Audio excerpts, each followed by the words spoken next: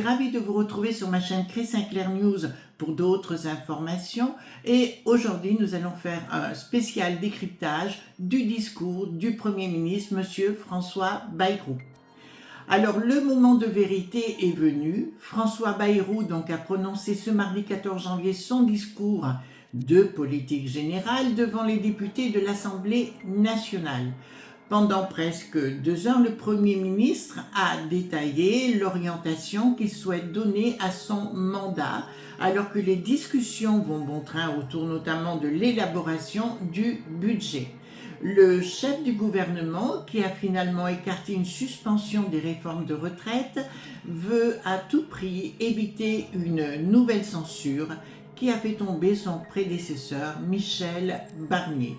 Alors contrairement à ce que beaucoup pensent, la situation de ce gouvernement a un avantage considérable sur les bancs même pour ceux qui sont violemment hostiles.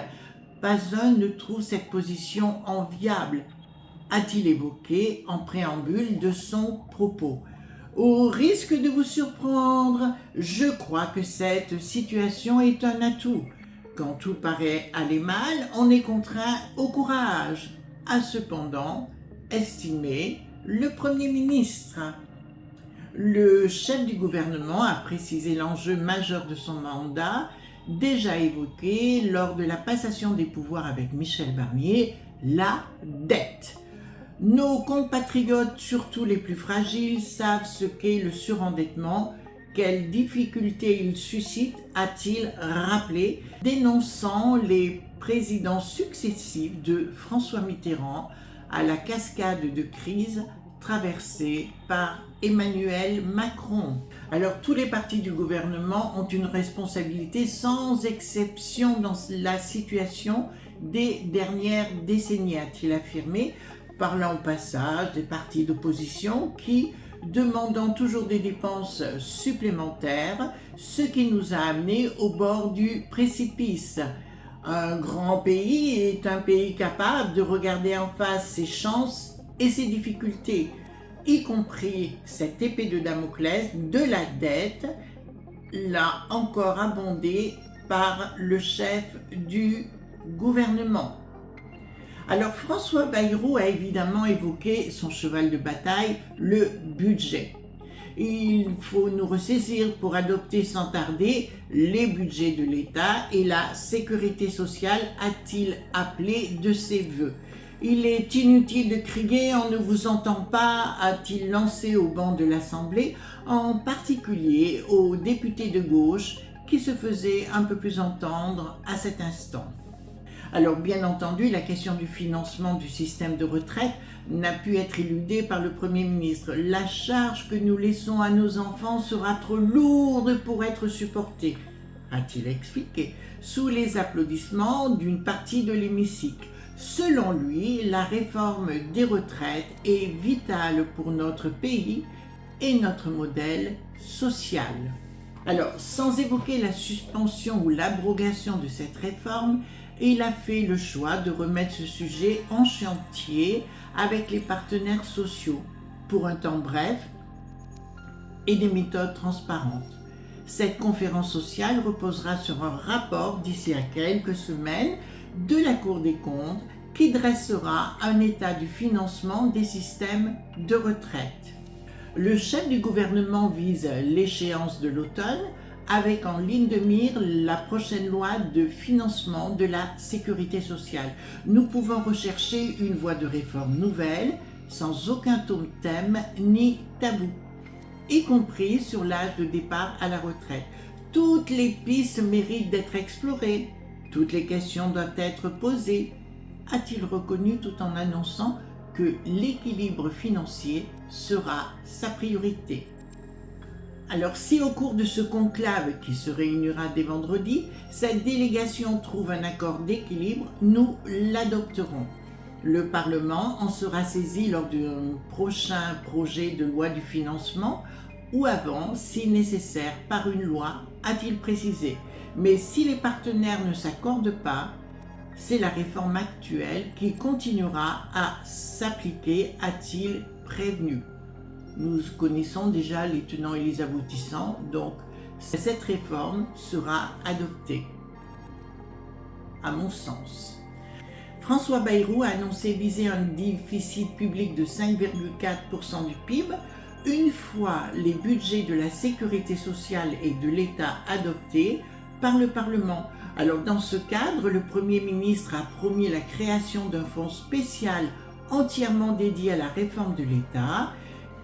Il a également évoqué la création d'une banque de la démocratie pour que le financement des partis politiques et des campagnes ne dépendent plus d'organismes privés, mais puisse être l'œuvre d'organismes publics. Enfin, le Premier ministre a évoqué le recours à la proportionnelle réclamé par plusieurs partis d'opposition.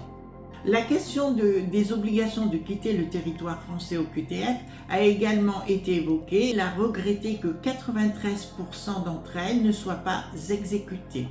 Si nous ne résolvons pas cette question, toutes nos déclarations d'intention seront vaines, a-t-il prévenu. Il a également annoncé le réveil du comité interministériel de contrôle de l'immigration. Il est de notre devoir de conduire une politique de contrôle, de régulation et de renvoi dans leur pays pour ceux dont la présence met en péril la cohésion de la nation, a-t-il encore déclaré. Les questions de sécurité sont brûlantes pour nos concitoyens, a-t-il expliqué dans une assemblée toujours un peu plus bruyante. Le narcotrafic ou la délinquance des mineurs, de nouvelles brigades de gendarmerie devront confirmer que l'état de droit n'est pas l'état de faiblesse, a-t-il attaqué. Alors, selon François Bayrou, avoir confiance dans la responsabilité des collectivités, c'est aussi pour certaines de tenir compte de leurs spécificités. Ça lui tient à cœur pour la Corse. Nous allons explorer et travailler pour les collectivités d'outre-mer. Après avoir rappelé le plan Mayotte debout, François Bayrou a dit penser à la Nouvelle-Calédonie qui doit construire son avenir. Les événements de mai 2024 ont plongé ce territoire dans un profond marasme. Il souhaite que le processus politique reprenne avec les négociations qui devront aboutir à la fin du trimestre. Alors, pour les entreprises agricoles, ils s'engagent à remettre en question les normes. Ceux que l'on contrôle doivent avoir leur mot à dire sur les contrôles. Et s'il faut des remises en cause, nous les conduirons avec eux dans un temps bref, a-t-il enfin annoncé. Une étude récente montre que chez nos voisins, le poids des normes est un moyen de 0,5% du PIB annuel, de 0,8% en Italie, 0,3% en Espagne et 0,17% en Allemagne. Chez nous, c'est tout près de 4%, donc 10 fois plus que chez nos voisins. C'est un frein insupportable à l'activité de notre pays. Le gouvernement s'engagera donc dans un puissant mouvement de débureaucratisation, le Premier ministre précisant que le projet de loi de simplification de vie économique qui a commencé à être examiné doit être rapidement adopté. Alors, concernant les collectivités territoriales, son gouvernement confortera les avancées sur les sujets très attendus comme l'eau, l'assainissement, le statut et la protection des élus. Et l'effort financier demandé aux collectivités sera ramené de 5 milliards initialement à 2,2 milliards en 2025. Les 5 milliards d'euros d'économies étaient demandés par Michel Barnier. François Bayrou, à cette heure, n'entend pas s'attaquer à l'impôt des entreprises qui, pour lui, doivent être prémunis contre des augmentations exponentielles d'impôts et de charges. Dans la refondation de son projet, l'éducation nationale, l'enseignement supérieur et la recherche sont un sujet essentiel, une des fiertés de sa vie. Les enfants ne sont pas comme des poireaux, une belle blague, ne pousse pas à la même vitesse, a-t-il métamorphosé. Beaucoup d'humour, ce monsieur. Face à la difficulté pour les étudiants en situation de précarité de se loger, nous lancerons la construction de 15 000 logements par an pendant 3 ans en mobilisant le foncier disponible de l'État, a-t-il enfin promis. Il souhaite confirmer que la santé mentale sera la grande cause nationale en 2025, comme l'avait décidé son prédécesseur Michel Barnier, a-t-il annoncé. François Bayrou a promis également le remboursement intégral des fauteuils roulants dès 2025. Emmanuel Macron avait fait cette promesse en 2024, depuis restée lettre morte. La mesure de déremboursement de certains médicaments et des consultations ne sera pas reprise, a-t-il déclaré. Dans le budget 2025, les médicaments prescrits devaient voir leur remboursement baisser de 5%. L'Europe doit devenir une communauté stratégique, a-t-il exigé, avec une seule condition qui est de nous définir et de nous affirmer ensemble. L'Europe est travaillée par des ferments inutiles de division, dénonce-t-il encore, expliquant « Si nous ne reconstruisons pas notre unité, nous rentrerions dans la soumission ». Le Premier ministre a également regardé vers le futur. Nous sommes des géants de la recherche informatique. Ne nous laissons pas devenir les nains de la nouvelle économie, précisément fondée sur le numérique. Il en est de même pour l'espace ou les énergies décarbonées, a-t-il précisé. Concernant l'intelligence artificielle de la stratégie nationale, doit rentrer dans sa 3e phase. Chaque filière unira grandes entreprises, sous-traitants, l'État et les régions autour d'un enjeu de production. Le Premier ministre va désormais affronter le feu nourri des oppositions, bien décidé à mettre très rapidement sur la table la question de la censure du gouvernement. On l'avait bien senti depuis 2 jours, les discussions sont au point mort. Il n'y avait rien dans ce discours, a attaqué le chef de file des écologistes.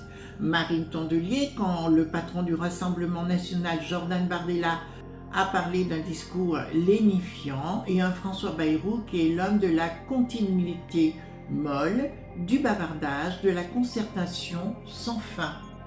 De mon analyse, j'ai remarqué que dans la forme, le personnage n'était pas à l'image de la fonction avec certains troubles cognitifs. Nous avions affaire plus à un ministre de la 4e République, dépassé par le temps et par les fonctions de Premier ministre. À mon sens, beaucoup de blabla pour pas grand-chose, à part qu'il serait heureux de garder ses indemnités. Donc, aux dernières nouvelles, le RN ne censurera pas, donc la motion de censure ne passera pas. Il conservera momentanément son poste. Pour le reste, ce n'est que de la prose ou de la littérature. Restons dans le discernement. Je vous souhaite une bonne soirée. On se retrouve demain à 18h si vous le voulez bien sur ma chaîne Chris Sinclair News. Au revoir.